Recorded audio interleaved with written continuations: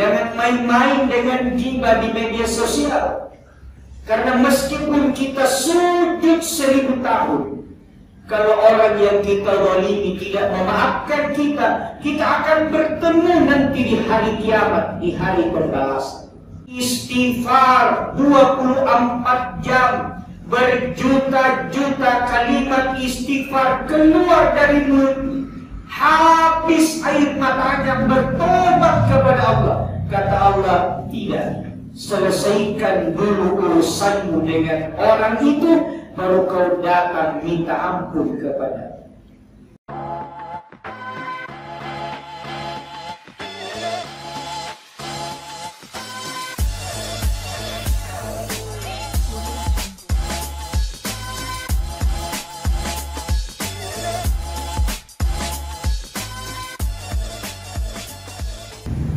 Assalamualaikum warahmatullahi wabarakatuh.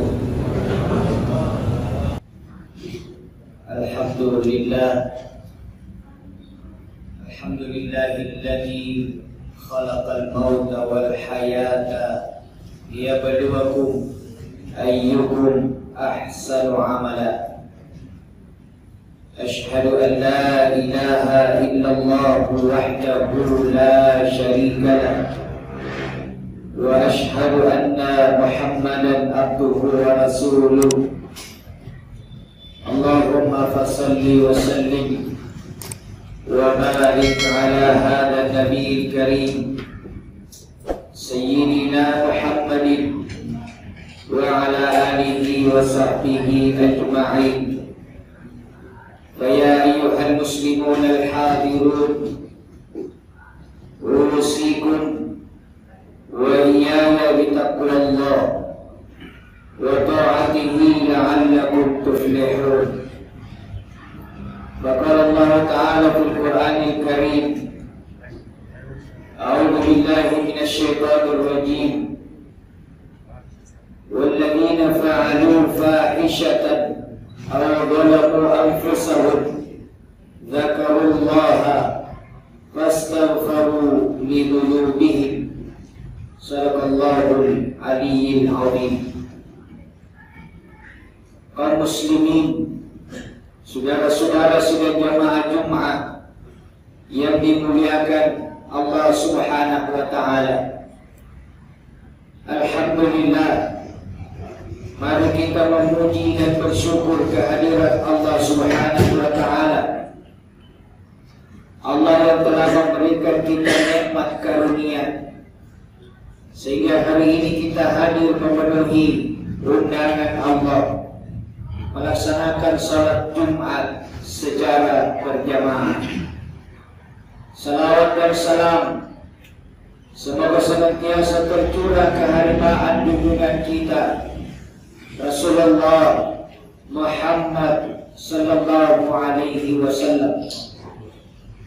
Mari senantiasa kita meningkatkan keimanan, meningkatkan ketakwaan kita kepada Allah Subhanahu wa taala, melaksanakan perintah-perintah Allah dan meninggalkan larangan-larangan Allah.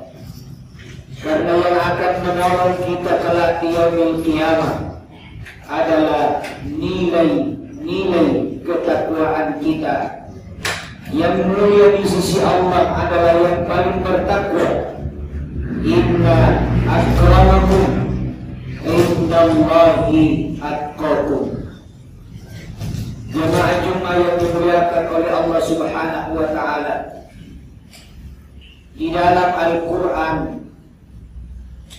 setiap Allah berbicara tentang surga dan orang-orang yang akan masuk ke dalamnya, umumnya ayat itu diakhiri dengan kalimat Innallaha ghafurur rahim atau wa kana Allah ghafurur rahima. Bahkan di dalam surat Fussilat, nuzulan min ghafurur rahim. Kenapa? setiap Allah berbicara tentang surga, selalu ada dua sifat ini yang muncul. Innallaha ghafurur rahim.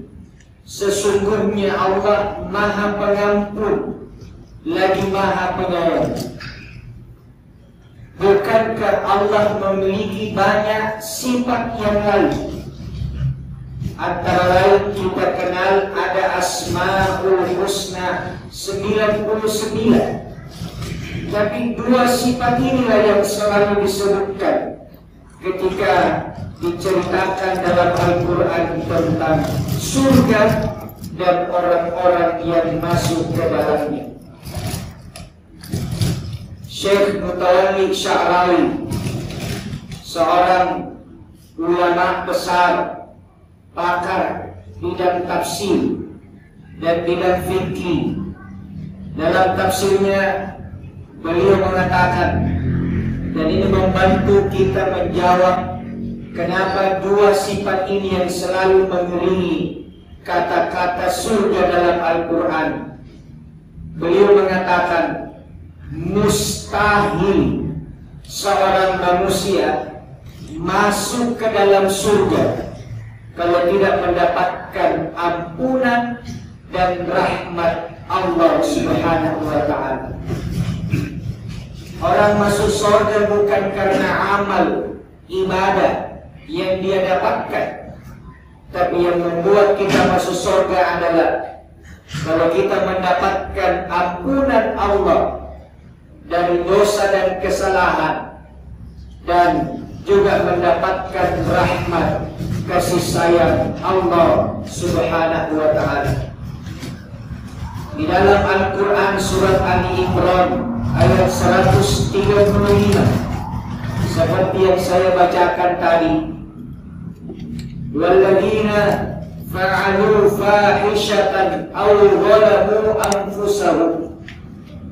Di ayat itu dijelaskan ada dua jenis dosa yang dilakukan oleh manusia. Yang pertama fahishatan, yang kedua zalamu anfusahum. Orang yang berbuat fahisha. Fahisha itu dosa, kesalahan, pelanggaran atas aturan Allah yang berkaitan dengan orang lain atau makhluk lain. Sementara zalim adalah perbuatan dosa. Ada orang melakukan dosa tapi hanya untuk dirinya. Ada orang yang berdosa menzalimi orang lain, dan ada juga orang berdosa hanya menzalimi dirinya sendiri. Itulah sebabnya ketika Nabi Adam alaihissalam di dalam sorga memakan khuldi, padahal sebelumnya dilarang. Kemudian dia bertobat bersama istrinya. Beliau berdoa, Rabbana zalamna anfusana. Ya Allah, saya telah menzalimi diri kami. Kenapa? Karena yang dilakukan Nabi Adam memakan khuldi tidak sama sekali merugikan orang lain, termasuk menzalimi diri sendiri. Orang-orang yang meninggalkan sholat, tidak puasa, tidak baca Quran, tidak haji padahal mampu, itu dosa. Tapi ini adalah dosa yang menzalimi dirinya sendiri, dan tidak ada satupun orang lain yang dirugikan. Kalau Bapak berhenti sholat mulai hari ini, tidak ada orang lain yang menderita, tapi kita sendiri yang akan menderita. Orang yang zalim terhadap dirinya, tobatnya lebih gampang, lebih mudah, karena hanya berkaitan dengan Allah Subhanahu wa Ta'ala. Ketika dia melakukan sholat dengan rutin, diampuni dosa-dosanya. Ketika dia melakukan puasa Ramadan, seperti yang sering kita dengar dalam hadis Nabi, man shoma Ramadana imanan wa ihtisaban ghufira lahu ma taqaddama min dhanbi. Siapa yang melakukan puasa Ramadan dengan iman dan ikhlas, dihapuskan dosanya meskipun sebanyak buih di lautan yang pernah dia lakukan di waktu yang lalu. Jadi orang yang memiliki dosa dan dosanya hanya kepada Allah, tidak berkaitan dengan orang lain. Kalau dia melakukan puasa Ramadan dan puasanya diterima, diampuni seluruh dosanya, meskipun dia tidak mengucapkan kalimat tobat, tapi itu dosa yang menzalimi diri sendiri.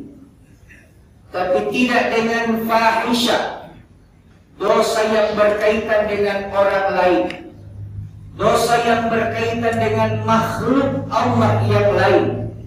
Meskipun puasa, meskipun sholat, bahkan hitam jidatnya sholat, sujud kepada Allah, umroh setiap bulan, haji setiap tahun, tidak akan diampuni dosanya oleh Allah kalau itu berkaitan dengan orang lain dan tidak meminta maaf dan dimaafkan oleh orang yang pernah dia zalimi. Inilah yang perlu jadi renungan, karena dosa yang kedua ini atau dosa yang berkaitan dengan orang lain, justru inilah yang paling banyak dilakukan oleh manusia. Dan inilah yang paling sulit untuk diampuni. Karena Allah tidak akan mengampuni dosa kesesama manusia kalau kita tidak dimaafkan oleh orang yang pernah kita zalimi. Kenapa begitu berat persyaratannya? Kenapa Islam begitu kejam? Tidak. Justru inilah Islam mengingatkan, berpikirlah 1000 kali untuk melakukan kezaliman kepada orang lain. Berpikirlah berulang-ulang kali kalau kita akan melakukan kemaksiatan yang merugikan orang lain. Sekarang ini paling marak beredar fitnah, cerita keburukan orang, cerita aib orang padahal mungkin tidak benar, fitnah, ghibah melalui media sosial. Jangan main-main dengan ghibah di media sosial, karena meskipun kita sujud 1000 tahun, kalau orang yang kita zalimi tidak memaafkan kita, kita akan bertemu nanti di hari kiamat, di hari pembalasan. Bayangkan kalau kita mencuri haknya orang, kita tidak akan diampuni dosa. Istighfar 24 jam, berjuta-juta kalimat istighfar keluar dari mulut, habis air matanya bertobat kepada Allah. Kata Allah, tidak, selesaikan dulu urusanmu dengan orang itu, baru kau datang minta ampun kepada. Saya tidak bisa bayangkan para koruptor tuan negara, bagaimana nanti hidupnya di hari kemudian, bagaimana nasibnya kelak nanti di hari kemudian. Beruntunglah mereka-mereka yang ketahuan, kemudian ditangkap, disidang, sudah disita hartanya, bayar denda kerugian negara, dan menjalani hukuman penjara. Beruntung mereka. Sesudah keluar dari penjara, tinggal undang wartawan, jumpa pers, media cetak, media televisi, lalu dia sampaikan kepada seluruh warga negara Indonesia yang saya zalimi, yang saya ambil haknya dengan korupsi yang saya lakukan, mohon maafkan dosa-dosa, karena tidak mungkin saya mendatangi kalian satu persatu. Itu dia lakukan, masih beruntung. Tapi bagaimana mereka yang merampok uang negara, lalu tidak ketahuan, dan tidak mungkin dia mengaku orang sengaja menyembunyikan dirinya? Bagaimana nasibnya kelak nanti di yaumil kiamat? Mereka adalah rombongan orang-orang yang bangkrut. Kata Nabi kepada sahabat, "Atadruna mal muflis?" Tahukah kalian siapa orang-orang yang bangkrut di hari kemudian? Sahabat berkata, orang-orang yang bangkrut ya Rasulullah adalah mereka yang tidak punya uang. Kata Nabi, "La, bukan. Tidak ada lagi yang mau dibayar pakai uang di hari kemudian. Orang masuk surga tidak perlu nyogok pakai duit. Orang di neraka tidak perlu nyogok supaya tidak disiksa. Uang harta tidak berguna di hari kemudian." Lalu siapa yang bangkrut ya Rasul? Kata Nabi, mereka yang bangkrut adalah mereka yang melakukan dosa fahisyah yang berkaitan dengan orang lain, belum diselesaikan urusannya di dunia, lalu dia meninggal, maka demi keadilan Allah, dosa-dosa kepada orang lain diselesaikan di padang mahsyar dengan memberikan pahala kebaikan yang pernah dia lakukan kepada orang yang pernah dia zalimi. Baru juga 5 orang, baru juga 10 orang dikasih pahalanya, habis pahalanya. Masih banyak orang yang lain yang pernah dizalimi. Maka dosa-dosa orang yang dizalimi, yang belum terganti dengan pahala, diberikan kepada orang yang berbuat zalim. Dan inilah orang-orang yang muflis, orang-orang yang bangkrut. Karena itu, jangan pernah pandang enteng perbuatan aniaya, perbuatan zalim yang kita lakukan kepada orang lain, karena urusannya panjang. Itulah sebabnya ada tradisi kita selesai Ramadan namanya halal bihalal, dengan tujuan jadi media untuk saling memaafkan. Cuma kadang-kadang yang dilakukan dalam halal bihalal di musim normal, bukan musim corona. Kumpul orang, ada pengajian, sambutan, ceramah, sesudah itu doa.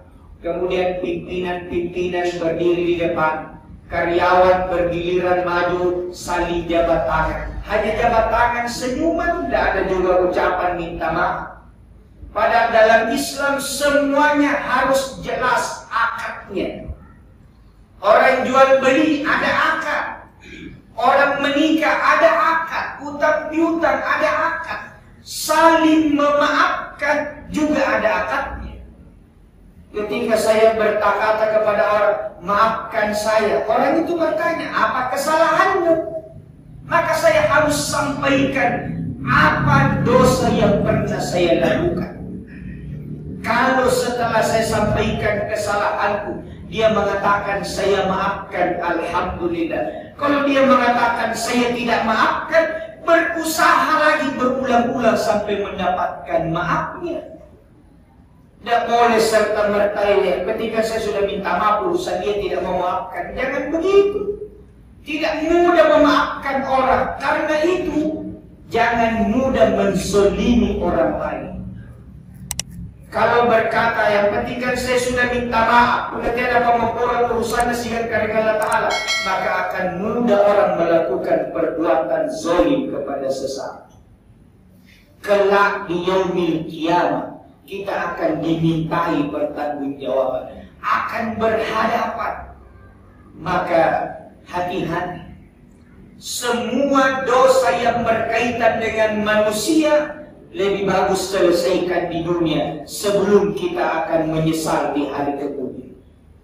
Itulah sebabnya pada masa Nabi, orang-orang yang melakukan fahsya itu tidak ditangkap, tidak dicari, tapi mereka yang datang melaporkan dirinya dan minta dihukum sesuai dengan apa yang dia lakukan. Ada kisah yang sangat terkenal. Seorang wanita datang, "Ya Rasulullah, sucikan saya ya Rasul." Nabi tidak peduli, cuek. Dia ulangi lagi, "Ya Rasul, sucikan saya." Nabi juga belum jawab. Ketiga kalinya dia bilang, "Ya Rasul, sucikan saya ya Rasul." Kata Nabi, "Memang dosa kamu apa?" "Saya telah berzina ya Rasul. Padahal saya sudah punya suami ya Rasul." Beda orang yang berzina, bujangan, gadis dengan sudah berkeluarga. Kalau masih gadis atau pemuda, dihukum 100 kali cambukan. Tapi kalau sudah beristri baru selingkuh, sudah bersuami baru berzina, hukuman rajam. Dia tahu hukumannya rajam, ditanam sampai leher, dilempar kepalanya sampai mati. Dia tahu itu hukumannya. Tapi dia datang menyerahkan diri kepada Rasul karena bahaya di hari kemudian. Kata Nabi, "Terus apa buktinya? Engkau lagi pernah berzina." Dia bilang, "Saya hamil ya Rasul." Kalau begitu, tunggu dulu selesai hamil, selesai melahirkan, sampai selesai menyusukan. 3 tahun sesudah pengakuan baru dihukum. Hamil 1 tahun kurang lebih 9 bulan. Menyusukan 2 tahun. Sudah itu ada lagi 3 tahun sesudah dia mengaku, barulah dia datang lagi. Padahal waktu dia pulang, Nabi tidak catat alamatnya. Nabi tidak suruh mata-matai jangan sampai kabur, tidak. Tapi 3 tahun kemudian dia datang. "Ya Rasul, hukum saya. Anak saya sudah bisa mandiri, sudah bisa makan sendiri." Maka Nabi perintahkan sahabat gali lubang, tanam sampai leher, baru dilempar kepalanya sampai mati. Ketika sahabat-sahabat melempar itu, ada yang mengumpat-umpat, ada yang mencaci maki, teriaki, penzina, pendosa. Nabi dengar teriakan itu, kata Nabi, "Pantaskah engkau mencaci maki seorang ahli surga? Bukankah dia penzina ya Rasul?" "Oh iya, tapi dia sudah bertobat. Dia mengakui kesalahannya dan dia menjalani hukumannya di dunia. Maka tidak ada lagi hukuman baginya kelak di hari kemudian. Dia ahli surga." Itulah orang-orang yang benar-benar bertobat.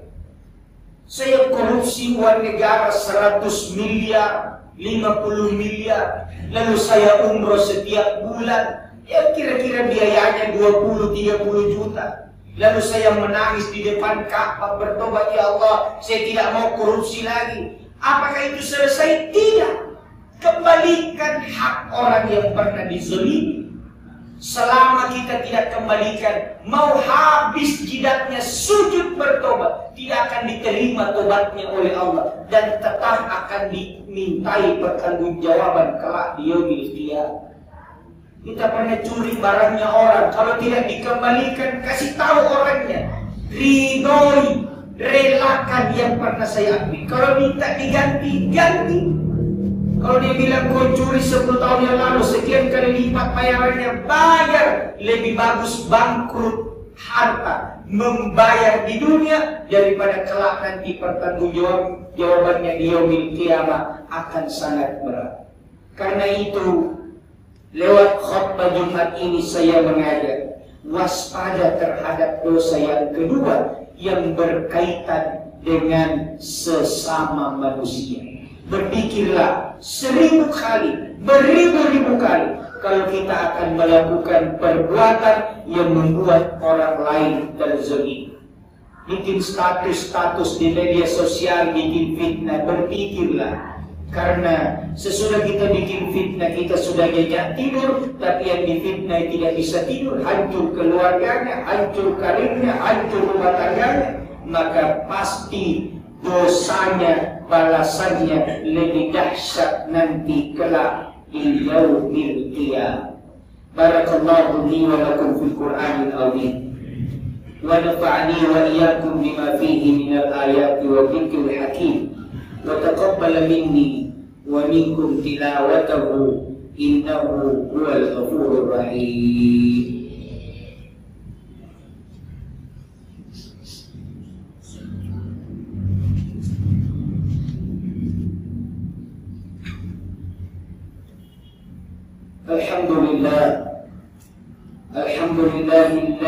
حمدا كثيرا كما أمر.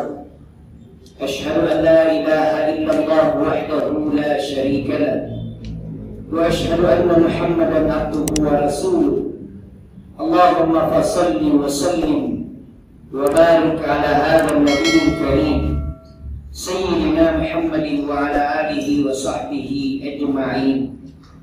فيا أيها المسلمون الحاضرون، اتقوا الله حق تقاته ولا تموتن إلا وأنتم مسلمون. Jamaah Jumat yang berbahagia, di khutbah kedua tadi dibicarakan larangan bahaya menzalimi orang lain. Apalagi kalau yang dizalimi adalah orang yang sepantasnya kita hormati, yaitu kedua orang tua kita. Hati-hati menyakiti orang tua, karena Rasulullah SAW mengingatkan kita, ridallah fi ridal walidain, ridhonya Allah ada pada ridho orang tua, wa sukhtullah fi sukhtil walidain, murka Allah ada pada murka kedua orang tua. Kalau orang tua tidak meridhoi kita, yakin sepanjang hidup kita tidak akan menemukan ketenangan, keberkahan, karena ridho Allah ada pada ridho orang tua. Satu kisah yang sangat populer, seorang sahabat Nabi bernama Alqamah, ketika akan meninggal, sakaratnya sangat panjang, berhari-hari sakarat. Padahal sakaratul maut itu 1 menit saja kita tidak tahan sakitnya. Lalu datanglah Bilal, ya Rasulullah, Alqamah, kenapa? Sudah sekian lama sakarat, tidak bisa ucapkan apa-apa. Kata Nabi, dia sudah yatim sejak kecil, tapi ibunya masih hidup. Kau temuilah ibunya, sampaikan salamku kepadanya. Saya mau ketemu. Apakah saya menemui di rumahnya atau dia yang datang ke rumahku? Karena Alqamah durhaka sama ibu. Berangkat Bilal, salamnya Nabi. Beliau mau ketemu dengan ibu. Apakah Nabi mau datang atau ibu yang ke rumahnya? Ibu ini berkata, ya Allah, tidak mungkin Nabi mengunjungiku. Saya siapa? Saya lah yang akan ke sana. Berangkatlah ibu ini ke rumah Nabi. Kata Nabi, anakmu sakarat, maafkan dosanya. Tidak akan bisa selamat kalau dia tidak maafkan. Ibu ini berkata, maaf ya Rasul, saya tidak berani menolak perintah Rasul, tapi khusus untuk ini saya tidak akan maafkan anakku sampai kapan. Benarkah engkau tidak akan memaafkannya? Benar ya Rasul. Kata Nabi, Bilal, siapkan kayu bakar. Bakar itu Alqamah hidup-hidup sampai mati. Lebih bagus daripada di hari kemudian nanti terbakar. Kata ibunya Alqamah, benarkah kau mau melakukannya ya Rasul? Iya. Menangis ibu itu dan berkata, ya Rasul, saya maafkan anakku. Saya tidak ada lagi dosanya kepadanya. Kata Nabi Bilal, temui Alqamah sekarang. Temui dia. Tuntun 2 kalimat syahadat untuk kita tahu ibunya memaafkan dengan ikhlas atau tidak. Tidak lama kemudian datanglah Bilal, ya Rasul, saya menuntun dia mengucapkan kalimat syahadat dan meninggal. Sekarang sudah tidak ada. Kata Nabi, berarti benar ibu telah memaafkan dengan ikhlas. Luar biasa. Karena itu hati-hati menzalimi orang lain, terutama kedua orang tua kita. Allahumma salli ala Muhammadin wa ala ali Muhammad kama sallaita ala Ibrahim wa ala ali Ibrahim wa barik ala Muhammadin wa ala ali Muhammad kama barakta ala Ibrahim wa ala ali Ibrahim fil alamin innaka Hamidum Majid. Allahumma ighfir lil muslimin wal muslimat wal mu'minin wal mu'minat al ahya'i minhum wal amwat innaka sami'un qaribun mujibud da'wat ويا خالي الحاجات. اللهم إنا نسألك رضاك والجنة ونعوذ بك من سخطك والنار. ربنا آتنا في الدنيا حسنة وفي الآخرة حسنة وقنا عذاب النار. عباد الله Innallaha ya'muru bil 'adli wal ihsan wa ita'i dzil qurba wa yanha 'anil fahsya'i wal munkari wal baghi ya'idukum la'allakum tadhakkarun. Fadhkurullaha al-'azima yadhkurukum wa la dzikrullahi akbar. Wallahu ya'lamu ma tasna'un.